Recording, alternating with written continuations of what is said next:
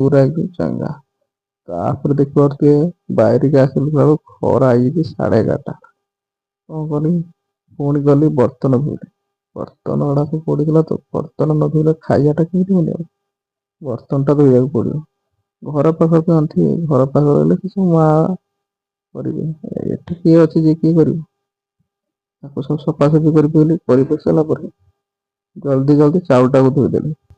ଚକୁଟି ଚକୁଟି ଚାଉଳଟାକୁ ଭଲସେ ଧୋଇଦେଲି। ନ ଧୋଇଲେ, ସଫା ନ କଲେ ଭଲସେ ପରିଷ୍କାର ଆସିବନି। ତାପରେ ଅପେକ୍ଷା ଟିକେ କଲି, ପାଣି କେମିତି ଟିକେ ଜଲ୍ଦି ଜଲ୍ଦି ମରିବ। ତାପରେ ଗ୍ୟାସଟାକୁ ଏପଟେ ଟିକେ ଲଗେଇଦେଲି। ଗ୍ୟାସ୍ ଲାଗିଗଲା, ରେଡି।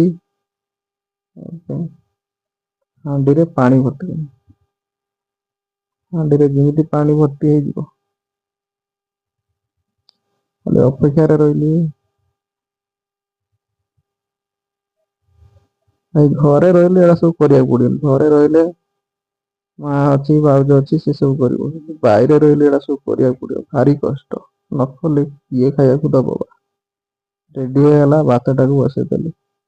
ଭାତ ଯେମିତି ବସିଲା, ଗ୍ୟାସଟାକୁ ପଡିକି ଢାଙ୍କୁଣିଟା ନ ମାରିଲେ ଜଲ୍ଦି ହବନି। ଢାଙ୍କୁଣିଟା ମାରିଦେଲି।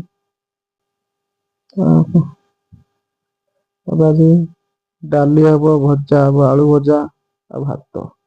ତାପରେ ତ ଜମିବ ଆଉ, ଶହେ ଶହେରେ ଖେଳ ହବ ଆଉ। ତାପରେ କଣ କଲି ନା, ଡାଲିଟା ଗଣ୍ଠି ପୋଡିଯାଇଥିଲା।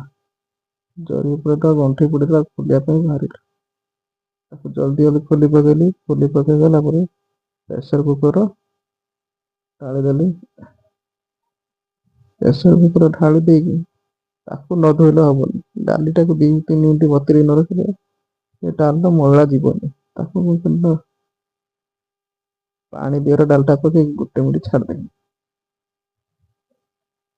ଭାଇ ଗାଁର ଏସବୁ କରିବାକୁ ପଡୁନି। ଗାଁରେ କିଏ? ଗାଁରେ ବୁଲିବ, ଇଆଡୁ ସିଆଡୁ ବୁଲିବ, ଟାଇମ ହେଲା ଗଲ ଖାଇଦେଲ, ନାଦିଦେଲ, ନାଦି ଦେଇକି ପୁଣି ରେଷ୍ଟ ନେଲ। କିନ୍ତୁ ଏଠି ସେ ସବୁ ଚଳିବନି।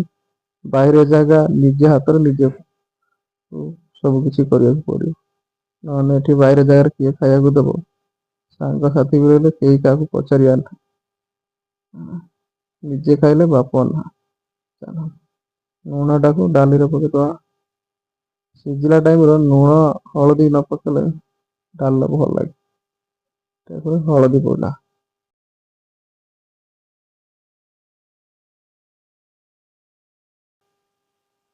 ପ୍ରେସର କୁକରରେ ଢାଙ୍କୁଣିଟା ଦେଇ ଦେଇକି ବସେଇ ଦେଲେ, 4ଟା ଖଣ୍ଡେ ସିଟି ମାରିଦେଲେ, ସାଙ୍ଗେ ସାଙ୍ଗେ ସାଙ୍ଗେ ସାଙ୍ଗେ କରି 4ଟା ଖଣ୍ଡେ ତେଲଟା ବୁଲିକି, ତେଲଟା ଟିକେ ନ ପକେଇଲେ ହବନି ଡାଲିର। ତେଲଟା ପକେଇଦେଲେ ପୁରା ଏକଦମ ରେଡି। ହଁ।